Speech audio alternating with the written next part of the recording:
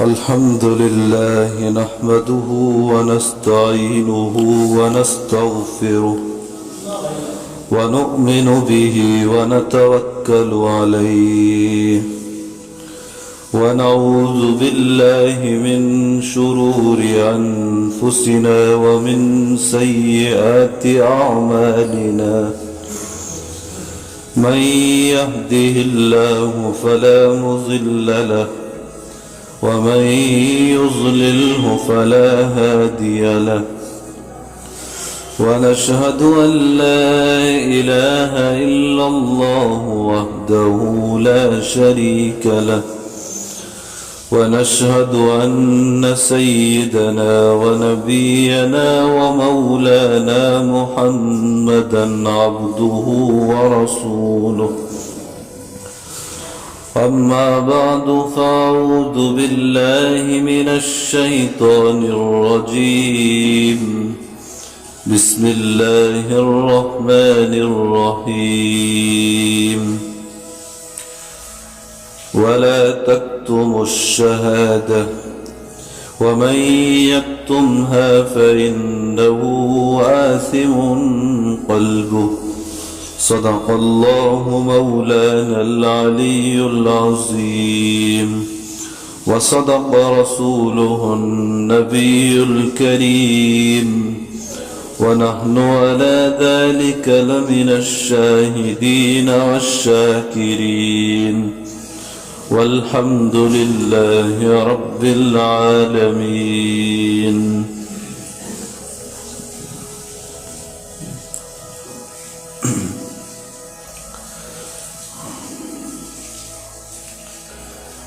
اللہ کے نبی صلی اللہ علیہ وسلم کی سیرت کا ایک حصہ یہ بھی ہے کہ آپ صلی اللہ علیہ وسلم جب تک مکہ میں رہے وہاں پر بھی، اور جب مدینہ منورہ ہجرت کر کے تشریف لے آئے تو مدینے میں بھی وہاں کے ماحول پر، وہاں کے حالات پر مسلمانوں کی اور دوسرے باشندوں کی ضرورتوں پر مکمل نگاہ رکھی اور اپنوں کے اور بیگانوں کے کام آنے کی ہر ممکن کوششیں فرمائی. اور مکی زندگی میں یا مدنی زندگی میں اپنوں پر یا سب پر حالات آنے والے ہوتے تو اللہ کے نبی صلی اللہ علیہ وسلم خود بھی اور اپنے صحابہ کو بھی ان حالات کا مقابلہ کرنے کی اور وہاں بسنے والوں کی راحت رسانی کا ہر ممکن انتظام کرنے کی تلقین فرماتے. گویا زمانے کے تقاضوں پر، حالات پر نظر رکھنا اور دنیا میں بسنے والوں کے کام آنا، یہ وہ کام ہے جو نبی صلی اللہ علیہ وسلم سے ثابت ہے. اور کوئی سنت سمجھ کر یہ کام کرے تو اس کا دنیا میں بھی فائدہ ہوگا اور آخرت میں بھی فائدہ ہوگا. آخرت میں فائدہ یہ ہوگا کہ مخلوق کی خدمت کے نتیجے میں ان کو نقصانات سے بچانے کے نتیجے میں انہیں فائدہ پہنچانے کے عوض اور بدلے میں اللہ تعالی اجر عظیم سے نوازیں گے، مغفرت کا فیصلہ فرمائیں گے، اپنی رضا کا پروانہ اسے عطا فرمائیں گے، جنت میں اسے داخل فرمائیں گے. اور سب سے بڑا انعام اور اعزاز یہ ہوگا کہ اللہ تعالی اپنے دیدار کی سب سے بڑی سعادت سے اسے نوازیں گے. تو یہ آخرت کا فائدہ ہوگا.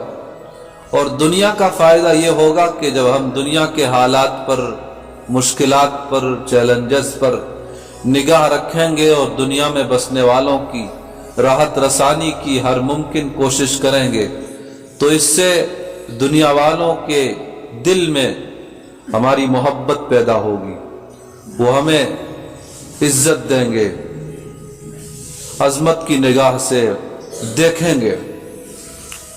اس اعتبار سے دنیا کا بھی فائدہ ہوگا۔ دنیا میں ہر ملک میں، ہر علاقے میں الگ الگ ضرورتیں ہوتی ہیں۔ ہر ملک کے رہنے والوں کی ایک الگ تہذیب ہوتی ہے، ایک الگ کلچر ہوتا ہے، الگ قوانین ہوتے ہیں۔ ہم جس ملک میں رہتے ہیں یہ دنیا کا ایک ایسا ملک ہے جہاں سب سے زیادہ دھرموں کے، مذہبوں کے ماننے والے لوگ رہتے ہیں، بستے ہیں۔ جتنے زیادہ دھرم اور جتنے زیادہ اور الگ الگ دھرموں کا پالن کرنے والے لوگ اس ملک میں رہتے ہیں، اتنے مذاہب، اتنے دھرم اور اتنے زیادہ مذاہب کے ماننے والے، ان کا پالن کرنے والے دنیا کے کسی اور ملک میں نہیں ہیں۔ اس لیے سن 47 کے بعد جب ہمارے ملک کی تقسیم عمل میں آئی، اس کے مان بعد، بلکہ اس سے پہلے ہی کوششیں شروع ہو گئی تھی کہ اب اس ملک کا جو نظام ہوگا، قانون ہوگا، وہ سیکولر ہوگا۔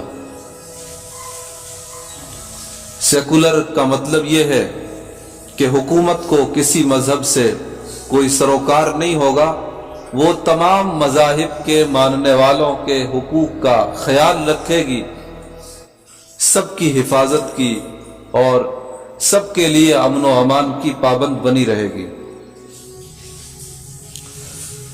سیکولر ملک میں، جمہوری ملک میں ووٹ کی اہمیت بہت بڑی ہوتی ہے۔ عام طور سے دیکھا یہ جاتا ہے کہ ووٹ کو ہلکے میں لے لیا جاتا ہے، حالانکہ ووٹ دینا یہ کوئی دنیاوی معاملہ نہیں ہے۔ دنیاوی معاملہ ہونے کے ساتھ ساتھ یہ ہماری دینی اور ملی، اسلامی، سماجی ذمہ داری بھی ہے۔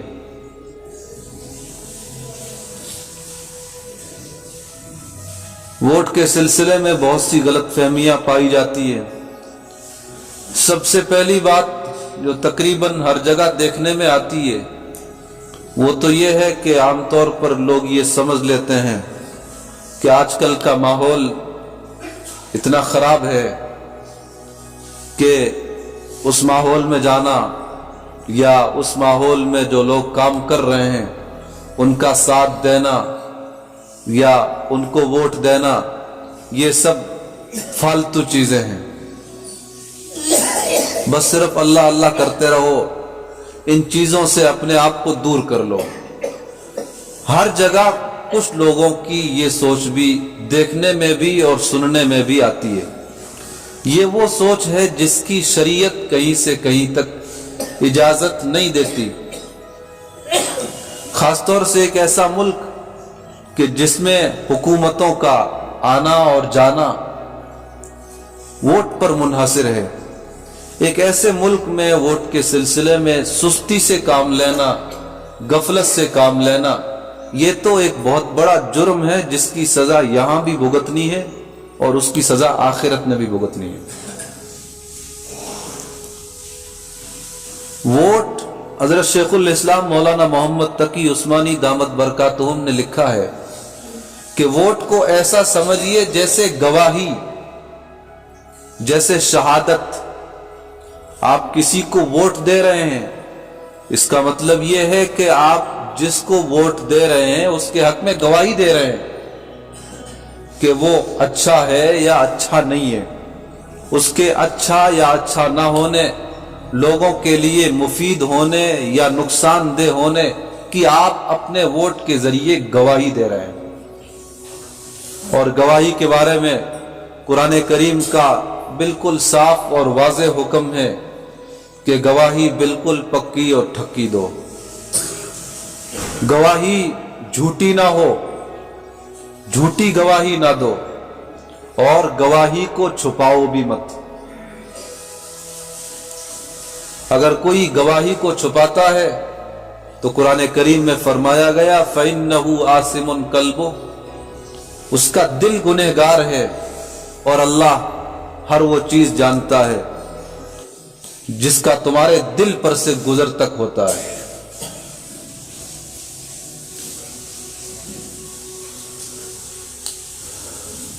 اسی طرح ایک غلط فہمی یہ بھی پائی جاتی ہے کہ بدقسمتی سے ہم نے دین نماز روزے حج زکوٰۃ کا نام سمجھ لیا ہے، حالانکہ دین کا دائرہ تو بہت وسیع ہے۔ سیاست ہو یا معاشی امور ہو، تجارت ہو، کوئی بھی کام ہو، یہ سب دین ہی کا حصہ ہیں۔ اسی لیے تو بالکل ابتدا میں عرض کیا گیا کہ اللہ کے نبی صلی اللہ علیہ وسلم حالات پر نگاہ رکھتے تھے، زمانے کی ضروریات پر نگاہ رکھتے تھے، اور اپنے لوگوں کی اور مکہ مکرمہ اور مدینہ منورہ میں جو دوسرے مذاہب کے لوگ رہتے تھے ان سب کی حفاظت کا خیال بھی فرماتے تھے، کوششیں فرماتے تھے، اور اس سلسلے میں باقاعدہ مشورے ہوتے تھے، میٹنگیں ہوتی تھی، مسجد میں بھی مسجد سے باہر بھی۔ اور پھر جب جہاں ضرورت پڑتی تھی، حالات زیادہ خراب ہوتے تھے، تو پھر احد اور بدر جیسے واقعات بھی پیش آئے ہیں۔ تو یہ سب کیا ہے؟ یہ سب سیاست سے جڑے ہوئے کام ہیں جو اللہ کے نبی صلی اللہ علیہ وسلم کی سیرت کا حصہ ہے، یعنی ظلم اور فساد نہ پھیلے، اس سلسلے میں اللہ کے نبی صلی اللہ علیہ وسلم نے ہر کوشش فرمائی ہے۔ اب آج اگر کوئی آدمی یہ سوچ لے کہ یہ ایک گندا ماحول ہے، دنیا کا ماحول ہے، جو لوگ اس ماحول میں رہتے ہیں وہ گندے ہیں، مجھے تو صرف اپنی نماز روزے سے مطلب ہے، اللہ اللہ کرتا رہوں، ووٹ تک نہ ڈالے، تو اس کا نتیجہ کیا نکلے گا؟ اس کا نتیجہ یہ نکلے گا کہ کوئی ظالم مسلط ہو جائے گا، اپنے ووٹ نہ ڈلنے کی وجہ سے کوئی ظالم سب پر مسلط ہو جائے گا، سب پر ظلم کرے گا، اور سب پر اس کے مظالم ڈھانے کا ذریعہ ہم بھی بنے کہ ہم نے صرف دین سمجھا، نماز کو، روزے کو، زکوٰۃ کو، حج کو، اور ووٹ دینے کی زحمت ہی گوارا نہیں کی۔ تو یہ گویا جو ظلم عام ہوا اس میں ہم نے بھی حصہ لیا۔ اگر ہم سب اہتمام کے ساتھ ووٹ ڈالتے، انصاف پسند سارے لوگ بلا تفریق مذہب و ملت، تو ظاہر ہے کہ غلط کار آدمی جیت کر نہ آتا، اور جب وہ جیت کر نہ آتا تو پبلک سکون سے رہتی، امن سے رہتی۔ ہمارے ووٹ نہ ڈالنے کی وجہ سے، ووٹ کو غیر ضروری سمجھنے کی وجہ سے، اس سلسلے میں اپنے لوگوں کو بیدار اور جاگرک نہ کرنے کی وجہ سے جتنے بیچارے ان پڑھ لوگ تھے ان کے ووٹ ایک ایسے آدمی کو چلے گئے جو غلط سوچ رکھتا تھا، جو ظلم کا عادی تھا، وہ فتح یاب ہو کر آیا اور اس نے سب پر ظلم ڈایا۔ تو گویا اس ظلم کا اور اس بربریت کا ذریعہ ہم بھی بنے، اس معنی کر کہ ہم نے ووٹ نہیں دیا، ہم نے لوگوں کو جاگرک نہیں کیا، ہم ایسا کر کے نبی صلی اللہ علیہ وسلم کی سیرت کے اور آپ کی زندگی کے بھی خلاف کر رہے ہیں۔ اس لیے ہمیں اپنی حفاظت کے لیے، اپنے برادران وطن سب کی حفاظت کے لیے ووٹ کا استعمال کرنا، اور بالکل صحیح استعمال کرنا ضروری ہے، صرف جائز نہیں، مستحب نہیں، ہم سب پر واجب ہے، ضروری ہے۔ اگر کوئی یہ نہیں کرتا تو وہ دنیا کا بھی مجرم ہے، وہ آخرت کا بھی مجرم ہے۔ اللہ کے نبی صلی اللہ علیہ وسلم کی حدیث ہے کہ جس آدمی کے سامنے کسی پر ظلم ہو رہا ہو اور وہ باوجود قدرت کے اس ظلم کو نہ روکے، اس طرح کا ایک شخص یا کئی لوگ، تو اللہ تعالیٰ ان سب پر عمومی عذاب نازل فرماتے ہیں۔ پھر جو پکڑ آتی ہے اس پکڑ کا, اس گرفت کا نشانہ اور شکار سب بنتے ہیں. اس لیے اس معاملے میں ہمیں کسی بھی طرح سے کوتاہی کا مظاہرہ ہرگز نہیں کرنا چاہیے. اور اس وقت ملک کی تنظیموں کی طرف سے یا خود پارٹیوں کی طرف سے یہ جو بات کہی جا رہی ہے کہ ہر دھرم کے لوگ, ہر معاشرے کے لوگ زیادہ سے زیادہ اپنی ووٹیں بنوائیں, ووٹر کارڈ بنوائیں اور اپنا ووٹ پابندی سے دیں. کس کو دینا ہے, کس کو نہیں دینا ہے, یہ ہر آدمی کا اپنا پرسنل مسئلہ ہے. شریعت تو صرف اتنا کہتی ہے کہ ووٹ ایک شہادت ہے, ووٹ ایک گواہی ہے. شہادت اور گواہی میں سچائی کو, انصاف کو دیکھ کر فیصلہ لینا چاہیے. جو آدمی سچا ہے, انصاف پسند ہے, سب کے کام آنے والا ہے, اس کو ووٹ دے دیجئے, قطع نظر اس سے کس پارٹی سے جڑا ہوا ہے.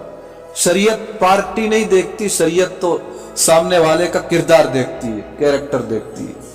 اگر حق پرست ہے, سیکولر اسٹیٹ کی ضرورتوں کا صحیح معنوں میں پالن کرنے والا ہے, تو آپ اس کو ووٹ دیجئے. اس طرح شریعت کا حکم پورا ہوگا. اور خدا نہ خواستہ اگر کسی غلط آدمی کو جان بوجھ کر ووٹ دیا, جس کے بارے میں سب کو پتا تھا, مسلمانوں کو بھی اور غیر مسلموں کو بھی, کہ یہ ظالم ہے, فرقہ پرست ہے, لوگوں کو ستاتا ہے, مذہب کی بنیاد پر نفرت پھیلاتا ہے, سب جانتے ہیں. اس کے باوجود اگر کسی نے ایسے غلط کار آدمی کو ووٹ دیا تو گویا اس نے جھوٹی گواہی دی, سچی گواہی کو چھپایا, جھوٹی گواہی دی. اس لیے ووٹ کا صحیح طور پر استعمال ہونا چاہیے. سامنے والے کا کیریکٹر اچھی طرح دیکھ لینا چاہیے کہ یہ ملک میں بسنے والوں کے حق میں کیسا ہے. اس سے مسلمانوں کو اور غیر مسلموں کو اور یہاں بسنے والی تمام کمیونٹیوں کو, آبادیوں کو کتنا فائدہ ہے یا کتنا نقصان ہے. دوسری بات یہ ہے کہ اگر کوئی ذاتی تعلقات کی بنیاد پر یا رشوت کی بنیاد پر, ووٹوں کی خرید و فروخت بھی ہوتی ہے, ذاتی تعلقات کی بنیاد پر یا خرید و فروخت کی بنیاد پر اگر کوئی ووٹ دیتا ہے تو یہ رشوت ہے. اور گواہی کے عوض میں رشوت کا لین دین شریعت اس کو بھی جائز نہیں کہتی. اس لیے نہ تو ذاتی تعلقات آڑے آنے چاہیے اور نہ ووٹ کے سلسلے میں خرید و فروخت ہونی چاہیے. بس ملک اور ملک میں رہنے والوں کا مفاد, ہمارے سامنے صرف یہی چیز ہو, ملک اور ملک میں رہنے والوں کا مفاد. ہر ایسا آدمی جو ملک کے حق میں ہو اور ملک کے رہنے والوں کے حق میں ہو, سب کے حق میں اچھی سوچ رکھتا ہو اور جس کے جھنڈے تلے جمع ہو کر سب کا فائدہ ہوتا ہو, سب اپنے اپنے مذہب کے مطابق سکون و اطمینان سے جی سکتے ہوں. ظاہر ہے ایسے آدمی کو ہر محلے کے لوگ جانتے ہیں, ہر علاقے کے لوگ جانتے ہیں, وہ انہی میں کا ہوتا ہے. اس لیے یہ ساری چیزیں دیکھ کر بغیر بکے ووٹ کو امانت سمجھ کر ادا کرنا چاہیے, ووٹ ڈالنا چاہیے. اور جن کے ووٹ کارڈ نہیں ہیں انہیں اس طرف توجہ بھی دلانی چاہیے. کتنے حضرات ایسے ہیں جن کے ووٹیں نہ یہاں کی بنی ہوئی ہیں اور نہ پیچھے اپنے علاقوں کی بنی ہوئی ہے. بہرحال کسی کو اس پر بھی مجبور نہیں کیا جا سکتا کہ وہ وہاں سے ووٹیں کٹوائے اور یہاں بنوائے, یا یہاں سے کٹوائے وہاں بنوائے. اپنا سب کا پرسنل مسئلہ ہے, کسے وہاں کی رکھنی ہے, یہاں کی کٹوانی ہے, یا وہاں سے کٹوا کر یہاں رکھنی ہے, یہ آپ کا اپنا مسئلہ ہے. اس وقت تو عرض یہ کرنا ہے کہ ووٹ چاہے وہاں کی بنی ہوئی ہو یا یہاں کی بنی ہوئی ہو, بڑی پابندی کے ساتھ جب الیکشن کا زمانہ آئے, ووٹ ڈالنے کا زمانہ آئے, تو پوری بیدار مغزی کے ساتھ سامنے والے کو دیکھ کر اپنی اس امانت کو ادا کرنا چاہیے, اپنی گواہی کو گواہی سمجھ کر دینا چاہیے. اور جن کے ووٹر کارڈ نہیں بنے ہوئے ہیں تو انہیں اس طرف توجہ دلانی چاہیے. ابھی الیکشن کا زمانہ ہمارے اس صوبے میں بھی قریب ہے اور بھی کئی صوبوں میں الیکشن ہونے والے ہیں, تو اس لیے اس طرف लोगों को तवज्जो दिलानी चाहिए। हमारे जमात दावत व तबलीग के जो अहबाब गश्त की निस्बत पर, मुलाकातों की निस्बत पर मुख्तलिफ हजरात से मिलते हैं, उनसे भी दरख्वास्त है कि अभी कुछ दिनों के लिए ये जो वोटर कार्ड बनाने का ज़माना है, तो लोगों को इस तरफ भी तवज्जो दिलाएं। बाकायदा तंजीमों की तरफ से ये कहा गया है कि हमारे जमाअती अहबाब इस काम को भी अपना काम समझे, क्योंकि ये भी बराह रास्त दीन से जुड़ा हुआ काम है, ये कोई दीन से अलग नहीं है। ये मामला अगर ठीक रहेगा तो सही तौर पर हम दीन पर भी चल पाएंगे, और अगर इसमें कमी रही तो हालात बिगड़ेंगे, और जब हालात बिगड़ेंगे तो फिर दीन पर चलना भी हमारे लिए मुश्किल हो जाएगा। तो ये हमारी दुनिया भी है और यही हमारा दीन भी है। दुनिया को दीन के मुताबिक बरतना, इसका नाम ही तो दीन है। दीन दुनिया से कोई अलग नहीं है, दुनिया को दीन के तकाजों के मुताबिक गुजारना यही दुनिया है। और अगर दुनिया को दीन से आज़ाद कर दिया जाए तो फिर ये वो रविश है जो यहाँ भी इंसान को जलील करती है और आखिरत में भी इंसान जलील होता है। अल्लाह ताला हमें वोट के ताल्लुक से ये जो कुछ बातें अर्ज़ की गई है और कुछ इंशाअल्लाह अगले जुमे में अर्ज़ की जाएंगी, इन बातों को तवज्जो के साथ, गहराई के साथ समझने की और लोगों में ज़्यादा से ज़्यादा इस हवाले से बेदारी को आम करने की तौफीक अता फरमाए। व आखिर दावाना अनिल हम्दुलिल्लाह।